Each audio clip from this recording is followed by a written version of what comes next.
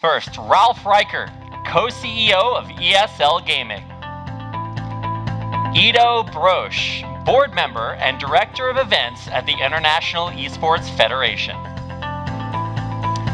Remer, Rietkerk, head of esports at Newzoo. And Serhat Bekdemir, founder of the Collegiate Esports League. Thank you very much, everyone, for joining us here at GEES 2020 for this upcoming discussion, and welcome everybody to Busan. Hello, very nice to meet you again. That's right. We had a chance to speak a little bit earlier this week, although this is the first time that I'm getting to speak with Ralf Reichert in person, so big welcome to all of you here for this panel. We're here to talk about the topic of the unique position of esports as it relates to businesses and developing industries in the specific time during COVID-19. So I think a great place to start is to talk about some of the main ways COVID-19 has changed esports. So if any of you have any ideas or comments on what those ways that COVID-19 has changed esports, feel free to go ahead and speak up.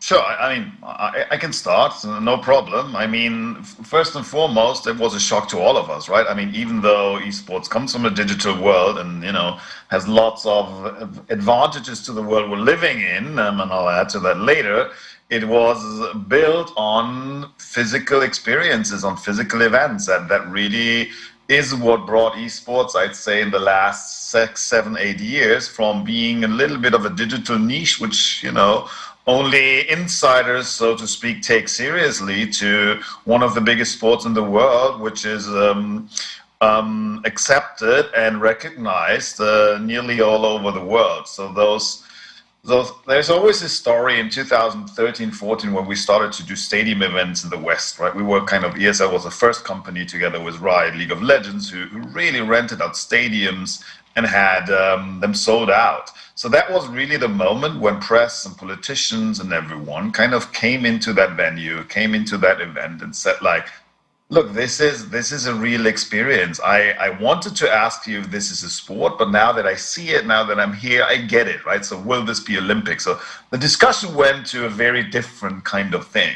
So that life experience part of the industry made it or helped it to become faster where it is today. So that's missing, and that's a shame. Good news is that people still remember it and recognize it, and it will come back. So therefore, that relevance and recognition game is already a little bit behind us.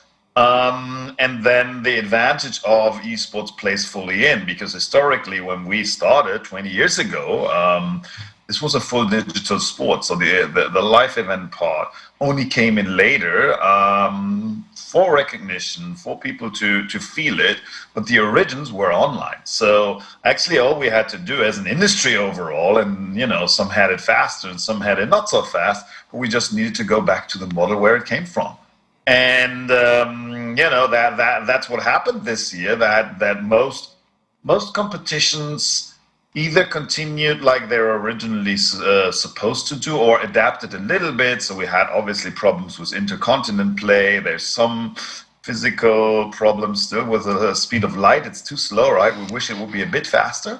Then we could play, all over the world against each other with perfect connections. But anyway, that's a little bit of a challenge. But generally speaking, I think that the esports industry, and I can obviously mostly speak for ourselves, we literally didn't cancel a single competition, I think, and everything worked as planned without the physical event.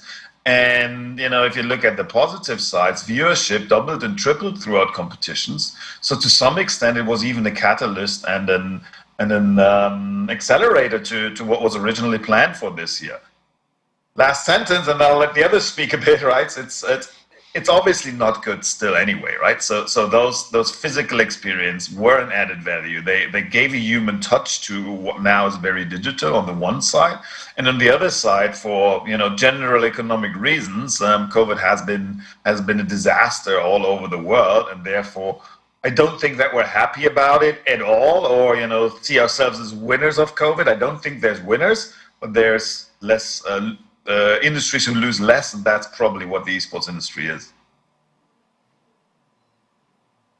Yeah, I fully agree with Ralf, and I think that it's a very, very, very accurate statement to say that unlike other industries where digital experiences, online experiences were very new to them, esports just had to go back to where it came from, which started in the digital environment and atmosphere where the esports beginning as an online competition between friends. That's where it all started. Not only in the West, by the way, but also in the East and in Asia. The tournaments in video games happened or were happening ever since there were online video games, right? So for us as an industry, it was a bit easier. But when I'm thinking about the impact, I'm also thinking about the opportunity, as I've also mentioned, the viewership doubled and tripled. And for us as the IESF World Championship, it also more than tripled in terms of our tournaments and our activities that we conducted online this year.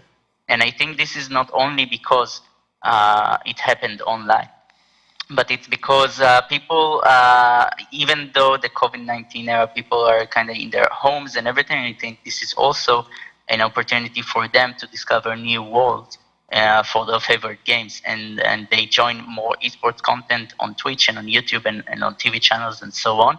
And this creates more value for esports at this time. And we'll be back to physical events. Everyone wants them. They are the most fun. Let's say everyone enjoys the physical events. Everyone enjoys to be in a stadium with, as ESL does, the IEM in Katowice, which is my favorite event, by the way, to attend, because it's like 100,000 people cheering to their best CS:GO teams, and nothing can replace that experience, right? But at the same time, right now, everyone needs to be at their home. All the world understands the situation, and I think that we are making the best out of it. Yeah, and just to jump in here, I think there's kind of a few interesting points that have been made. That I think the first thing about the intangible value of arena events, I think that can't be understated. I know at least at Riot in our time, pretty much twice a year we'd have these big arena finals, and we would always invite everyone that we needed to convince about how important and legitimate esports was to those arena finals, right? Because the moment you come into a 13,000 seat arena and you see a lot of fans who are cheering and going crazy, it immediately clicks for them like, okay, this is sport, right? And as soon as that clicks, everything else starts to fall into place. And losing that does have a sort of temporary setback in terms of introducing and exposing certain people to the industry and helping grow it with non-endemics. The good news is we've made a lot of progress in the last 5-10 years in that anyway, so we're a lot further along than we used to be. So it is not the end of the world, and in some ways COVID has given esports the spotlight. In terms of overall performance of the of the market, what we've seen is that a lot of people have the impression, and I think Ralf kind of alluded to this well, in the idea that there are basically only losers, and we're losing less badly. I think it's a good way of putting it. Also because I think a lot of people in the market have the impression that esports must have, really capitalized on this and really, done great. And while streaming in general has, if we look at our aggregate perspective, we see, I think a 70% year-over-year increase if you look year to date between 2019 and 2020 in actual watching of streaming.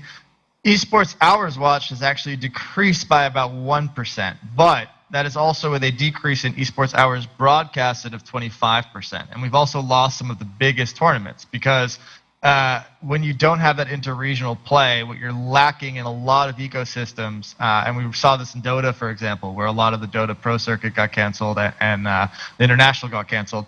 When you're losing these big international capstone events, you're losing some of the biggest value drivers in the industry. And so while some have adapted really well, like ESL has, it has not always worked out because travel restrictions can pose a insurmountable hurdle when it comes to having a tournament with competitive integrity. And so that has presented a real challenge. And I think there's also some concerns about the economic fallout, because if you think about the fact that, games is famously non-cyclical, right? Or anti-cyclical. Basically, as the economy goes down, people keep playing games. They want to spend more on games. Games become more interesting. If you're unemployed, you got nothing to do. You're going to take what money you have and you're going to play some games. Esports at the moment is very much tied to its sponsorship revenue as like the major revenue pillar. So there is some concern around the idea that if we have an extended economic crisis, one of the easy things for consumer brands to cut spending on is marketing, sports sponsorship, all that kind of stuff. So that does present the industry with a certain amount of short to mid-term exposure to the business cycle that could be a concern. Hi guys, I would like to add that maybe we lost the physical events that affected all of us all around the world, but that gave the industry a chance to innovate and actually work on the infrastructure. Since the ESL started 20 years ago, everything was online, and then it was not enough. So day by day, Ralf was creating the most physical experiences for the rest of the world, which brought the all endemic and non-endemic brands into esports. However, 2020 has seen a lot of change for the sponsorship-wise. Everybody stopped, as Remer said, yes, but for 2021, the thing seems very positive, to be honest, that the all non-endemic brands actually trying to investigate their options, how to jump on the board of games and esports. Yes, the games industry is a crisis-proof industry that we have seen earlier in 2008 and before 2001, that it is crisis-proof. Esports is a small part of it, and everybody is waiting for the offline events to be returned in an unknown time, somewhere late in 2021 probably. But meanwhile, we see a lot of increase in the online activities. All these side supporting industries like betting, wagering, and online tournament platforms, we have seen a lot of investments going into that direction as well, despite the COVID economic situation. And the most important to me is to see in this area as a positive side is that the infrastructure is improving. All countries trying to bring more and more connectivity to their regions, not because of games, but we are going to benefit for this improvement as well. One other thought I quickly had was that one of the interesting side effects of this is that I think it's forced a lot of the esports team organizations to look at an influencer strategy seriously. Specifically because for a lot of their sponsors, a lot of the value and promise deliverables were based around activations, in-person activations at events, also on-screen exposure. And what we've seen is that a lot of the team organizations have had to sort of pivot, and a lot of how they're delivering the deliverables they have to their sponsors is through branded content, for example. And influencers is another great area where they've realized, okay, well, we can't do stuff in person, but streaming is up. And we can use our influencers and our streamers to help actually deliver and add value for our sponsors and ensure continuity in those relationships. So I expect, we've already seen it some, and I expect that to continue as an interesting side effect, is that while some were playing with influencer kind of management as part of the overall package of being an esports team, I think more are going to and have already begun to ramp that up as a way to bring value for their partners.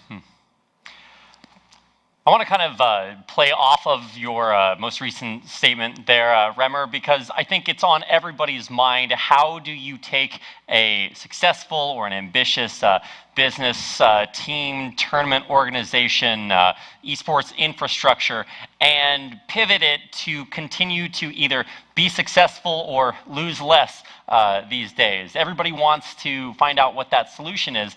And we've seen many successful executions of that, whether you're talking about teams increasing their influencer activations, or as Ralf mentioned, ESL is able to not canceled their events during 2020 in spite of losing the ability to hold them in an offline fashion. So what are some of the ways that esports members, whether it's teams or event organizers or what have you, what are some of the ways that they've been able to maintain the interest of either marketers, non-endemics, or just continue to deliver that value in the time of COVID-19? Well, if I may... okay. No, go ahead. Go ahead, Serhat. All right.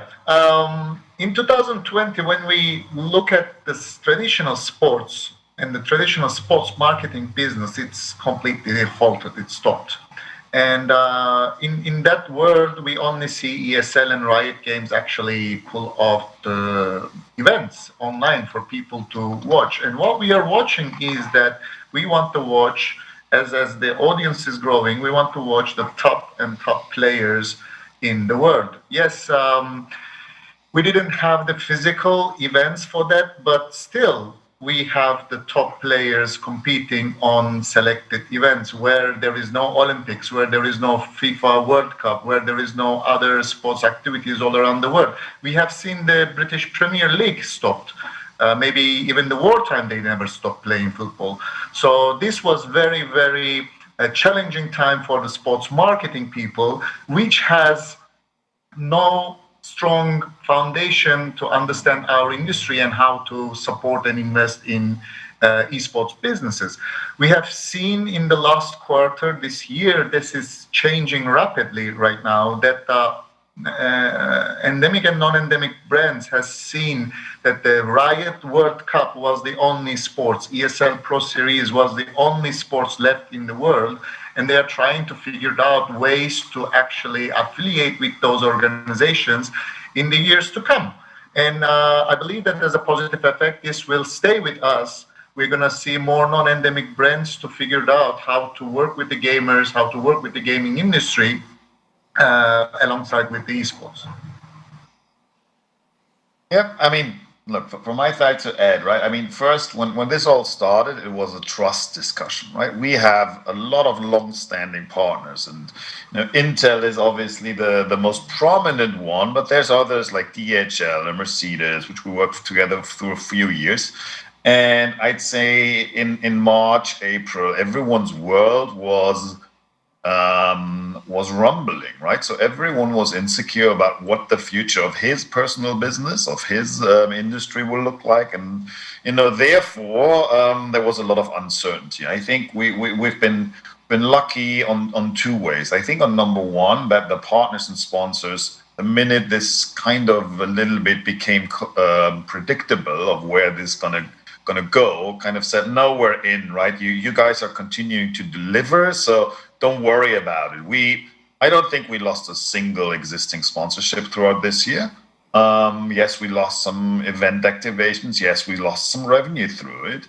But that is limited in hindsight. I think point number two is that actually that's probably even the more spectacular one, that we managed to sign a significant amount of additional broadcasting deal exists exactly through that time. That is on digital platforms, not so surprising, but with a lot of TV stations across the world, which kind of were torn in between and said, like, look, you're building this online product now, which, is this good enough for my TV channel? You know where they come from, right? From their distributable content and what is good enough, and, how humanized it needs to be.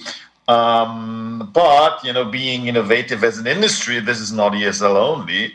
I think we all did a fantastic job in embracing VR, XR production, actually adding fans through massive Zoom conferences and creating actually the content in a way that is not as good as a stadium, right? That goosebump is not reproducible digitally, but at the same time, which was so high quality and so close to whatever sports product was being theoretically able to produce at that point, that all those channels actually threw their concerns aside, and we signed a lot of traditional linear or local media company broadcasting deals. So that is actually above plan for this year.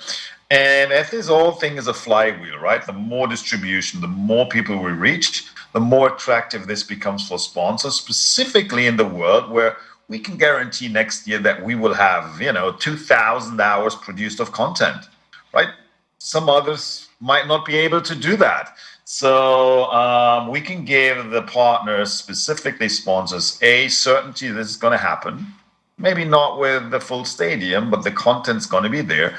The viewership is actually going to be bigger than what originally was anticipated.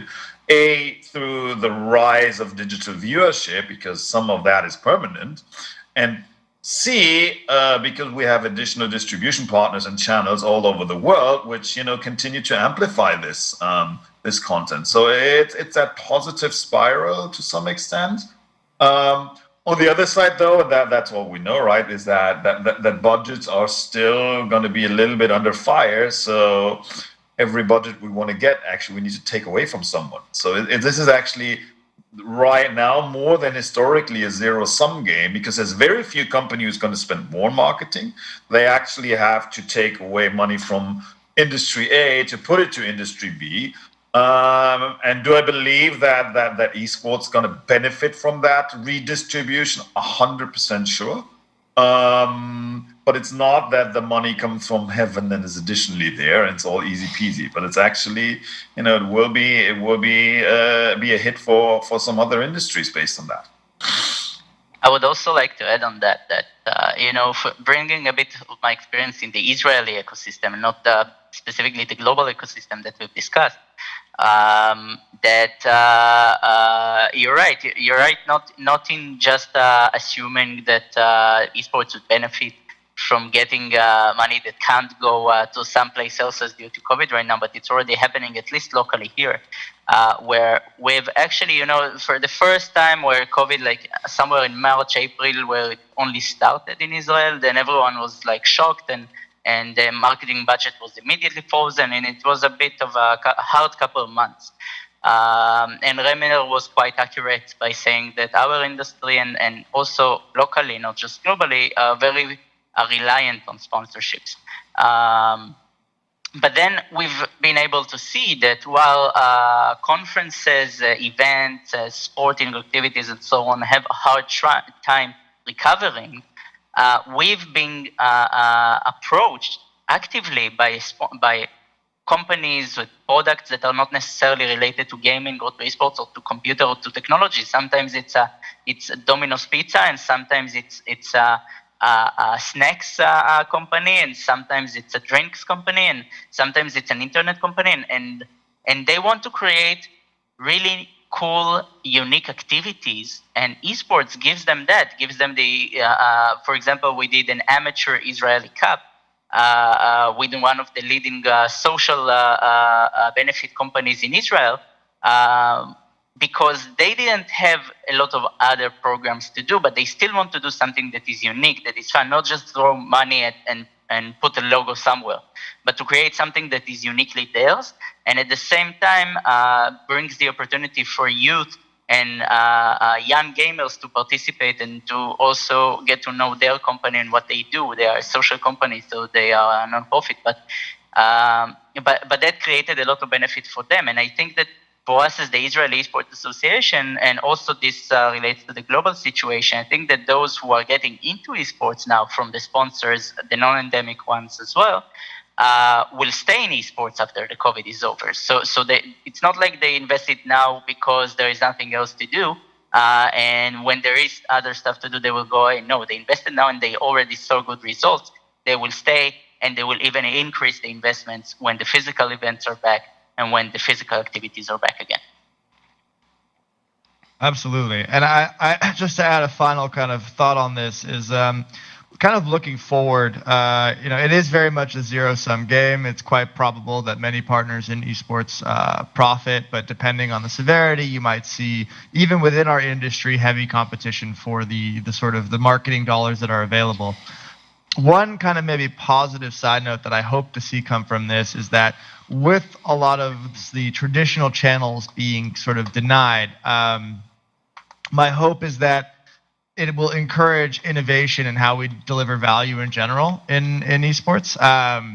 So we are still very much a sponsorship-driven industry, but I think there's a lot of opportunity here in terms of finding ways to sort of deliver new and innovative value to fans. We have this incredible direct digital connection with the fans that we talk to and that we interact with, and we still are in very many ways structured as a traditional sports media business. And so one of the big, like I mentioned, one of the big hopes is that, by capitalizing on this need to innovate, we may see some really creative breakthroughs happen. And I mean, we are starting to see some trends accelerate, for example, on the team side, where a lot of them are really sort of repositioning into not just an esports team, but a sort of an additional identity to it, right? So you see a few like 100 Thieves, right, which is essentially a lifestyle brand as well as a esports organization. Loud is sort of, I don't know if you guys aren't familiar with Loud. They are a Brazilian organization that have just an incredible following within Brazil and starting to grow internationally. And they have, massive amounts of views on their content. They're also doing lifestyle stuff. I mentioned earlier some of the more streamer influencer style approaches. And so these are kind of exciting trends that we already saw prior to COVID, but have helped accelerate it as there's a need to find ways to deliver value. And I think it's really exciting. And I think that as maybe as this continues to drag on, I'm sure there are new ideas that are being worked on and prepared to be brought to market that hopefully open up new revenue streams and sort of new ways of best meeting the needs of our audience going forward.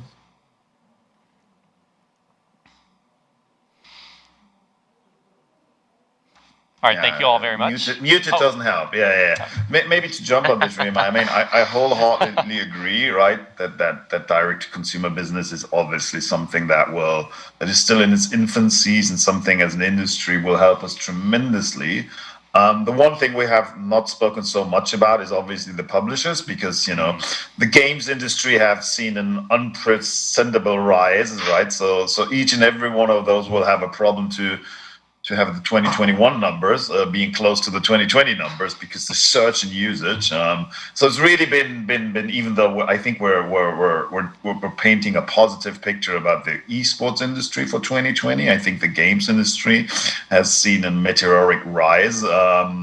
So the one important thing there is obviously that esport is always an additional layer of storytelling on top of a game, right? So it's always 100% dependent on that game performance and to some extent on that game monetization. So as much as we as an industry shall be working on incentivizing and monetizing fans to be part of that, it's on the other side, and we've seen that specifically with the Epic and Valve titles, actually, that there is community monetization through items has been an incredibly simple and value-adding tool, not on the financial side only, right? I mean, making money and so on is relevant. It's a basis of doing a business. But I usually go in with a different approach and say, look, if something is great and people like it and are willing to pay for it, then it's going to add value. And, the money is more a side effect to do that. I think you're thinking exactly the same, Remer, right? So I think, for the future, to go away a little bit from the sport. And I think it's an asset, actually. I think most sports will go more to a sponsorship model than a media model, just because reaching consumers will be the priority over putting it behind a paywall. I think that's kind of number one expectation. Number two, exactly like you said, Remer, is direct-to-consumer business. But either part or an additional bucket obviously needs and will be in-game direct-to-consumer business. But not just random items, but something that's very linked to that esports story and that esports layer, and that obviously has tremendous potential. But obviously, number four as well, that the content itself needs to generate value and will always have a price and will always support the overall monetization. I fully agree. I think that's really well articulated. And obviously for publishers, I mean, they have the storefront, right? That when anyone logs in to play the game, that they log in and the first thing they see is a storefront, right? So that is a very organic place to, I mean, monetize, but also, as we discussed, deliver value, right? And that's why I always like, similar to you, I like to always couch it in the sense of deliver value to fans, because I agree, the money is secondary. There is always a challenge on that side, of course, as well, that from a publisher perspective, they have to have a very strong willingness to help fund and support the esport through that storefront, which always remains a challenge because from the publisher perspective, they have essentially a limited amount of inventory space. What do they promote? What do they push forward? Anything that they do that they revenue share back that's esports related is essentially a less efficient item for them to sell than stuff that they keep all the profits from, right? And I'm not saying that, there aren't reasons to do it. Obviously, games benefit greatly from esports, right? It has great effects on retention. It has great effects on engagement. But it always presents a sort of question for them of, when are we sharing money back to our esports partners, right? And so, yeah. 100% agreed. I mean, it's ultimately an economic decision, right? Where do you put your eggs? And it's the same thing that Amazon has, right? Am I selling my own Amazon basic stuff on my platform, or I'm selling a third-party inventory item, or am I even selling a third-party inventory item through a third-party marketplace? So there is always those things, but ultimately I believe that the network effects of those things, right, it's actually tangible or some intangible value will create enough inventory around it. So it's a prioritization battle on the one side. On the other side, it's pretty simple at the same time. I may add that platforms rising in 2020 also helped a lot creating the new customers for esports as well. Yes, many people were interested with games and everything, but we have also seen the increase of the esports following over the social media, because how are you going to entertain 3 billion people who are locked down in the house, interested with games, playing games, and trying to find more and more new content, which opened the doors into a rise of these platforms such as YouTube, Twitch, and we have seen DLive, Nemo, Huya. The new platforms are actually expanding the world, while the players or influencer or anybody who wants to create a content about games and esports try to find a way to actually get their own earnings, while many people were suffering with the shortages, salaries cut. And in that time, do you think, guys, it also helped the games industry to thrive, that these platforms were offering alternative income for the gamers and in all total, and also supporting the teams and supporting the third-party organizers to continue their own programs on their platforms? I also think that just connecting to what you guys mentioned, there is I don't want to say a problem. I want to say a reality in the world, that a lot of people say esports, even within sponsors, within corporations or organizations that are using or they want to fund activities. They say esports, but they actually mean gaming, and they say esports, but they actually mean streaming or so on. So I think that one of the key aspects of let's say, creating a larger ecosystem in terms of the larger investment from sponsors and from other organizations to invest in esports is to also create a little bit of education in this atmosphere around, what is esports and what is the distinction between competitive video game play and YouTube content on Twitch, which is a great thing, and it's also attracting sponsors, but it's YouTube content or Twitch. I just had to emphasize it, not on Twitch, it's or Twitch. And this also attracts sponsors, but it's a completely different thing, and maybe it can go in parallel. Maybe there is a lot of opportunities to create content that can go both ways. But I think that esports essentially is the pinnacle, is the competitive play of video games. And when this distinction becomes more clear, it will also help us, in my opinion, bring more attention and investment into the ecosystem, into the esports ecosystem, to differentiate it a little bit from the games ecosystem or the streaming ecosystem. I mean, I would point to the fact that, sort of tying back to one of the things you said, well, obviously understanding, and I think education on the difference between games and esports and, let's say playing and watching is important. I think when it comes to the delineation between esports and streaming, if anything, I think that is becoming more and more blurred over time, right? I think that if you think about, as I mentioned earlier, the esports teams acting as influencer management platforms, but also things like Fortnite, right, or Twitch Rivals, where you have these actual esport events where the competitors are streaming their own play.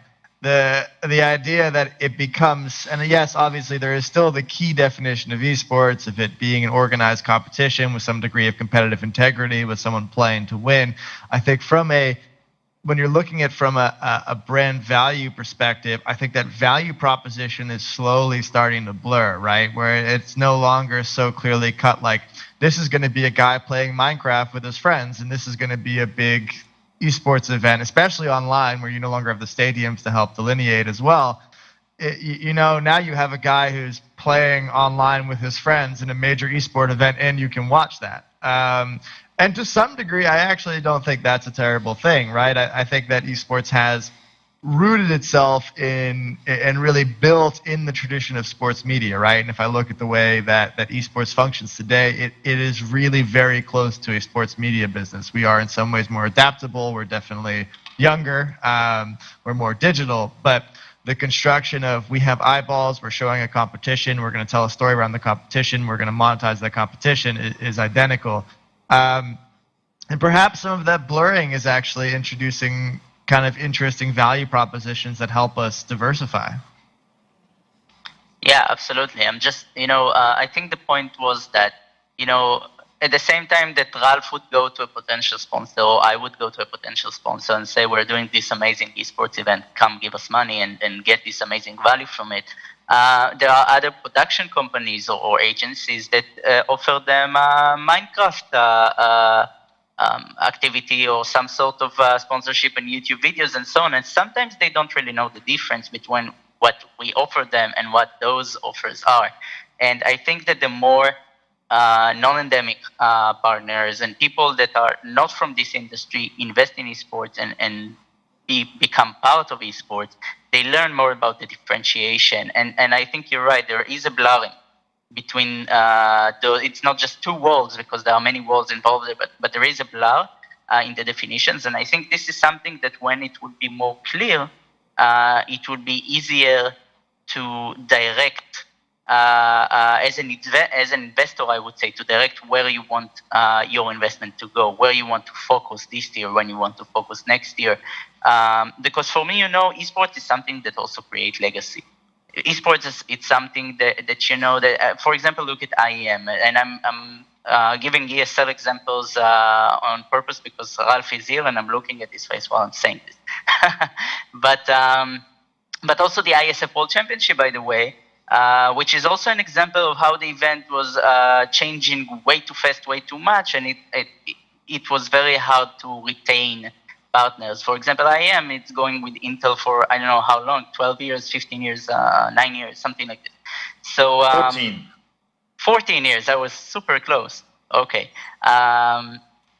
So the point is, I think that, Intel, I would assume, actually, I've never spoken to a guy from Intel, maybe once, but they understand esports better than other companies that are not investing in esports right now understand esports, but they look at esports and they speak about esports because it's a buzzword, but they don't really understand the definition of what they're saying. When you create those, let's say, clear definition through experience, you get them into the esports, you get them to invest maybe a little, and they understand the value, they invest more next year, and so on. They will also understand how esports events, how esports programming is different than YouTube gaming or some let's say amateur, or I don't want to say amateur, but I more want to say entertainment-based content, not competitive-based content.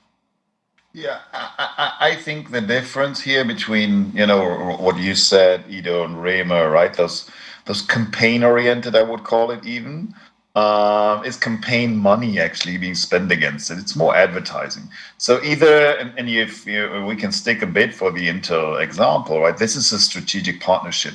This has a long-term purpose, a long-term goal, like all of those big partnerships you see with the Olympics and with Intel Extreme Masters, and we're glad to be actually close to a reasoning with that, or probably even better if you look at specificities of Intel, although I don't speak for them.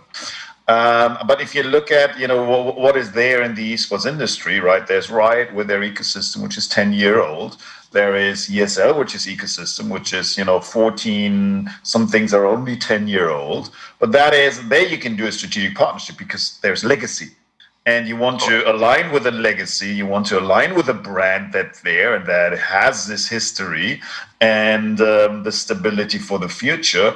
And there's not so many things yet on the esports side to do that. So that is, I think, the one category, and the other category is you do a Twitch Rivals, which is a great product, but this is campaign oriented, right? This is like a TV show in a good way that is there, and once it's done, and it has a tremendous amount of attention. But no one in 10 years will think about who won Twitch Rivals in Q1 of 2020, I assume. Well, hopefully they talk about that, this year in Katowice, Team X won in that amazing final, which, by the way, was not built in front of a full stadium because there was COVID. Actually, it was only played in the arena, but broadcast online and still broke records.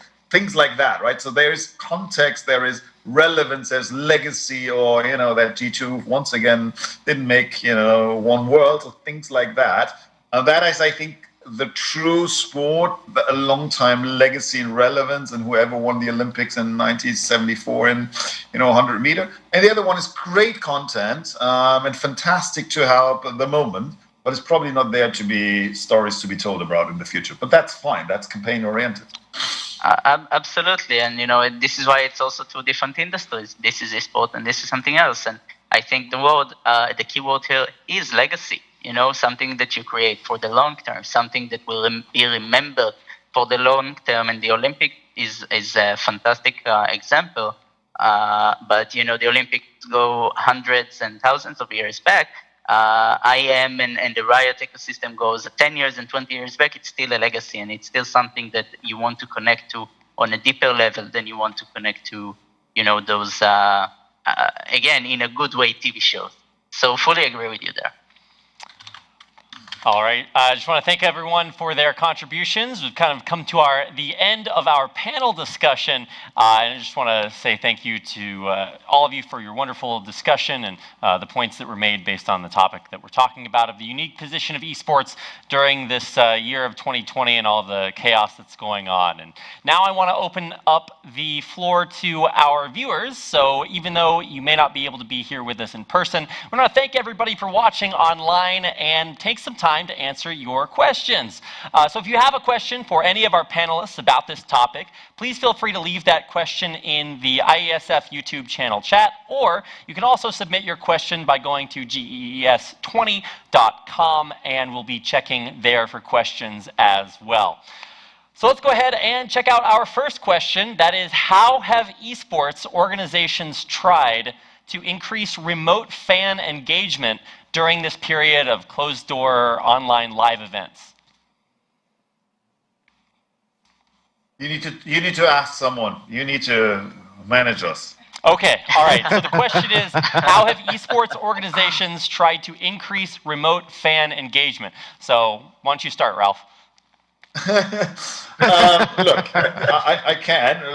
I think it's a twofold answer. I think on number one of the big difference is we started freaking online, right? So direct interaction with fans on Twitter And by the way, when we started, there was no Twitter, but let's say on blogs in the beginning, then social media, on chats in stream, all of that bi-directional communication has always been there. So we're not coming from a world where it's just one directional, like a lot of the traditional sports came. So there hasn't been that big of a change. It's probably more doing the same of what we've been doing since forever.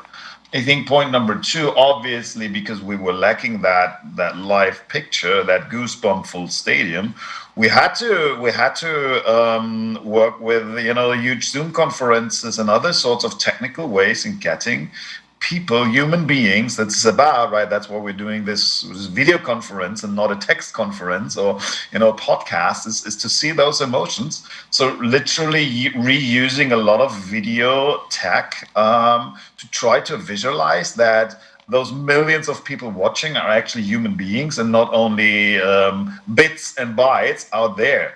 And that is still in its infancies. I think there's so much ways we can do this better. I just watched the production we did with Supercell for Clash of Clans, where we had this trophy moment and all the fans were blended in that trophy moment. I think things like that that do the purpose of doing that. But it's really about, I think that to sum it up, digital workflow of how to work with fans can be much better, and specifically in direct-to-consumer business, like Remer rightfully claimed so earlier.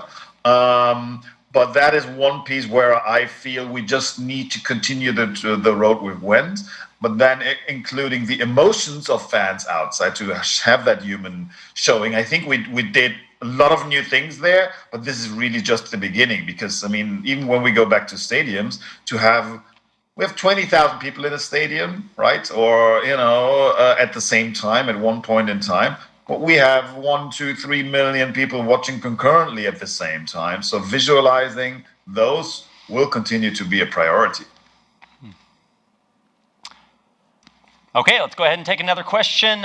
This is about the change between the current ecosystem and environment we have now, and then what happens after that. So the question is, after almost a year of COVID-19, has there been an increase in esports growth rates? And do you think that will be maintained or might decrease after the pandemic ends? Kind of talking about the increase in viewership, and maybe Remer, you can take that one. Yeah, I mean, so sort of as I mentioned during our discussion, from our numbers, what we see overall in the industry is streaming overall is up about 70% year to date compared to 2019. Esports is down 1% in hours watched, but down 25% in hours broadcasted because a lot of cancellations occurred. What that means functionally is that per esport hour broadcasted, you typically have more fans watching it, right, and more consumption occurring. So there is a demand there. And there are certain ecosystems, because you have to keep in mind, esports fans is not as though all esports fans watch all esports. Someone who's a big CSGO fan may not be a big League of Legends fan or Rocket League fan or Dota fan. Often esports fans are specialized into the esports and the games they play and they care about. What you do see in practice is that even if the total hours are not as high, you do have, in a sense, more people engaged, right? Because you're missing parts of the market, and parts of the market you have more viewers on. I think this is going to be sort of a twofold effect. I don't expect this to, let's say, just persist. I think there are always going to be people who are watchers of convenience, and if you can't leave your house, then watching is a very convenient thing to do. But I think you also have people who, let's say, who have adopted, who let's say maybe would have started watching at some point, but have started doing it earlier, right? Where they've decided, I have nothing to do. I'm going to go ahead and tune into this esports thing, and I'm going to check it out. And that should be a form of growing the audience and maybe front-running some of the growth that might have occurred in the future sooner. I do also speculate that one new audience we might have had was let's say people who are traditionally into sports gambling, because when you can no longer gamble on sports, a lot of that actually went over to the esports market. So now you have a bunch of old sports bettors who may have become esports fans. Interesting to see that. By the way, this is something that we've seen in the IESF World Championship, that there are some companies approaching us and saying, look, guys, we are missing content because a lot of football games have been canceled, a lot of basketball games have been canceled. And we see you guys are doing an esports event, a global esports event, and it's a national team, so it's easier to relate to because people that don't come from esports, they understand Team Israel or Team USA or Team Germany better than they understand Fnatic or CLG or Astralis and so on. So actually this year we said, okay, guys, we need to think about it because this is something that we had never done in the past in terms of betting on esports and the IESF World Championship. But it's very interesting to see that this kind of industries, by the way, a lot of money going on there. It's shifting its attention also to esports because it's something that they perceive as continuous even in times of crisis. That happening even in times of crisis, unlike the traditional sport. I would like to add also that this COVID time for all the third-party companies or publishers itself put into an innovation mode, and I believe that everybody created such amazing stage shows that they're waiting for the time that the COVID will finish, and the production quality is already increased. That means post-COVID will be definitely a hybrid model of massive stadium events, massive broadcasting quality, and bringing more and more fans into the esports and gaming. All right, thank you very much for your answers. We've got another question coming in here from online. Is there much of a difference in the quality of the gameplay between online and live face-to-face matches?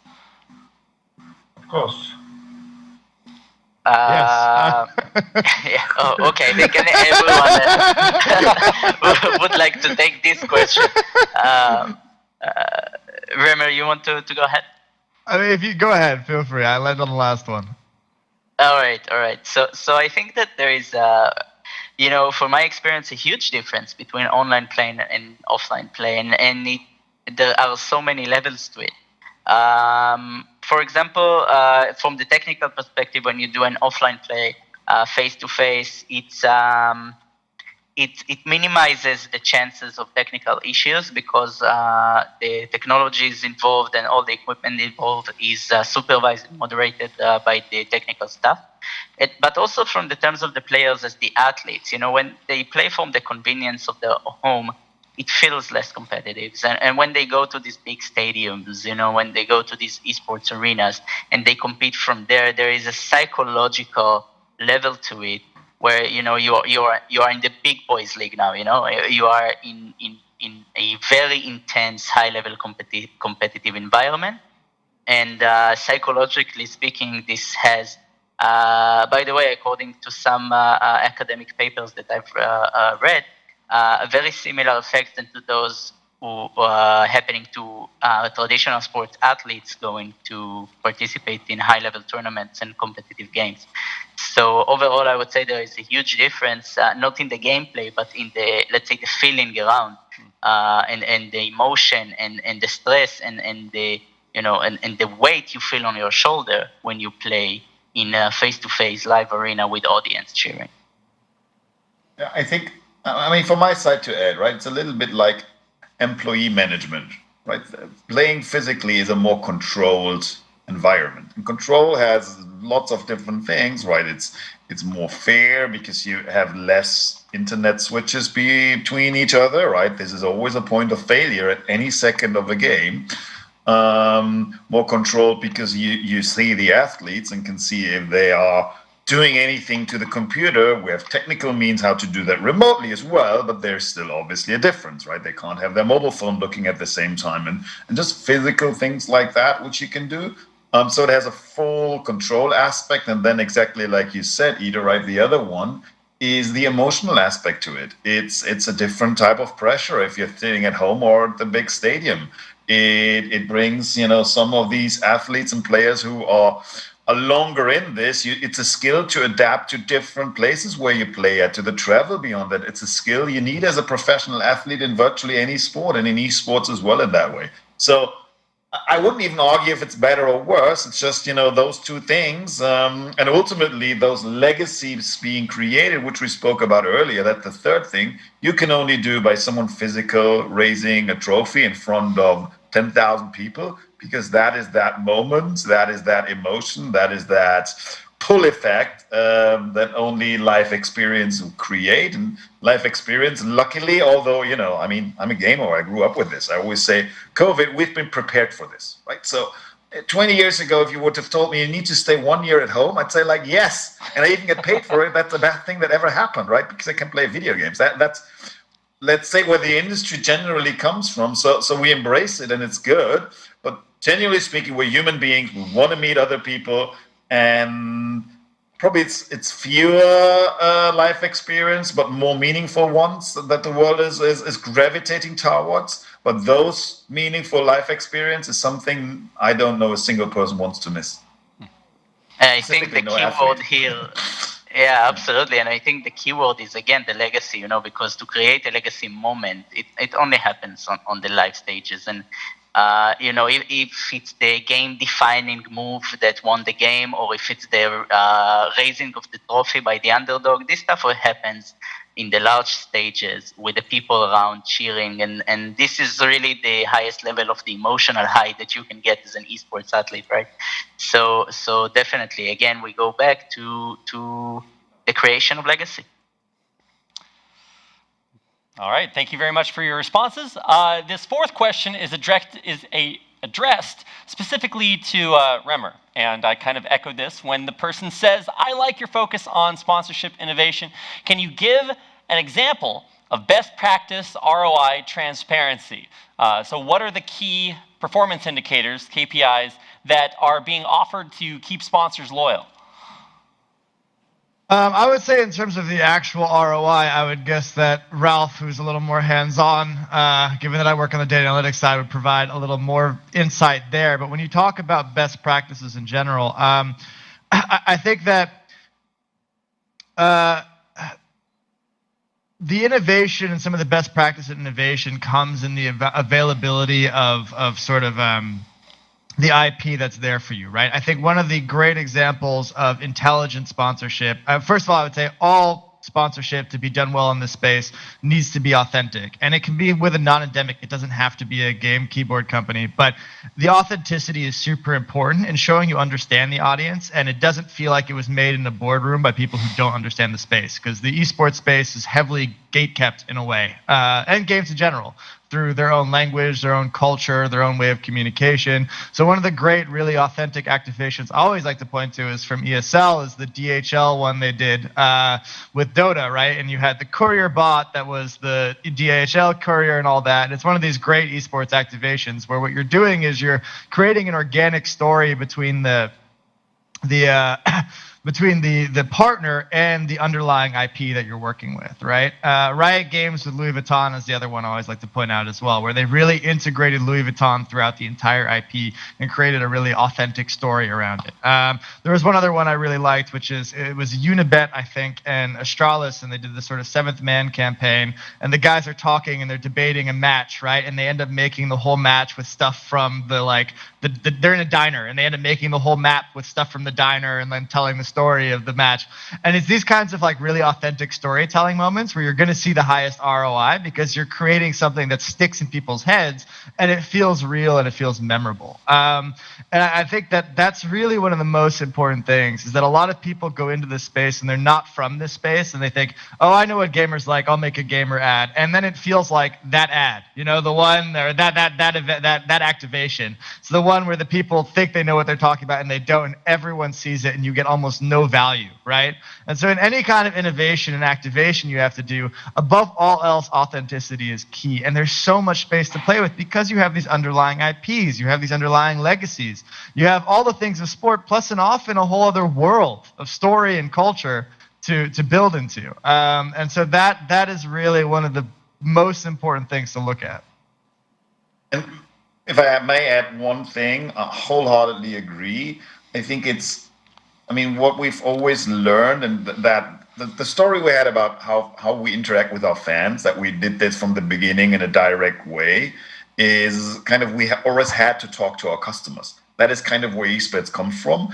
And even in broadcast, I think the biggest difference no one ever speaks about is actually ESL or Riot, we produce our own global video signal. No other sports does that. They are actually doing a co-production, but they're selling it to third parties who then repackage it and put it out. We're not doing that. The story we're telling is our story. It comes from the ESL team or, from every tournament operator is that. So that means those sponsorship stories, we can tell end to end. We can start with the product in the stadium, in the studio, and, create all the things around it. And we don't have the media break that actually, by the way, TV station X is now in charge, and we can't even influence on what is shown. And I think that authenticity, that speaking on the one side, coming from a world where our consumers always gave direct feedback since the inception of what we're doing. So it's so much in the DNA of every employee of our company that we actually care what people say. To that we actually can influence what they see, right? Those two things probably make it a good breeding ground to tell that authentic story, and that's actually easy because you just need to think about what would I like. That's how we think about, right? What would I be excited about? What would be our employees be excited about? And we usually don't need to take a fancy ad agency to do that. We actually do that in-house because I, at least in ESL, want our employees to be our fans at the same time. So I'll argue that you need to do this actually in-house and understand it. I fully agree, and I also want to add to that there is also a type of sponsorship where you don't only watch it and you don't only view it, but you also experiment it. And I personally believe in this kind of activations, having the best ROI. Just to give an example, I attended ESL, Inter Extreme Masters in Oakland, USA, back in 2016. And my most memorable memory from any esports event is from that event because they had a sponsor named Totino's Pizza. They have like a small pizza snacks. And they created this crazy couch with you need to play CSGO and score as much kills or points as possible while the couch is moving you around and the keyboard and mouse and the screen is locked into the seat. And it was so fun. It was so simple, and it was so, it was just there, and you can play it, and you can be part of it. And I personally had so much fun, not only playing it myself, but also watching people fall off and people trying and failing miserably, and creating this really fun, unique experience that, I remember the brand. I have never purchased any single item from this brand because I'm not an American and they are not available in my country, but I remember their name. I remember their logo. I remember how they look like because their activity was super fun. So this experience, to get to experience something and to play with it is one of the best ways to create a sponsorship activation around such an event. All right, I want to thank you all for your, I think Serhat began talking, but unfortunately we couldn't hear him because his microphone was not picking up his voice. Sorry, I just wanted to give the final remark that my experience with the best activation was also ESL with the Mercedes Dota activation. That was remarkable. That was the world has never seen such activation before. But it was pre-COVID, definitely. The world was able to do it. We could actually create this. Right now in the COVID time, we have seen a lot of activations coming, the big brands like Coca-Cola, Red Bull, and recently the BMW in Germany with the G2 is remarkable activations. I just wanted to add. And thanks for having us. That was my next thing, to thank everyone for being a part of this panel. Couldn't have asked for better guests or better conversation, so big thanks to each one of you for being a part of this panel. Thank you very much. Thank you. And that is going to draw to a close our panel discussion on the unique position of esports, and really want to appreciate not only our guests on this panel discussion, but also our viewers online for joining us and for asking such excellent questions to fuel our discussion here today. That's going to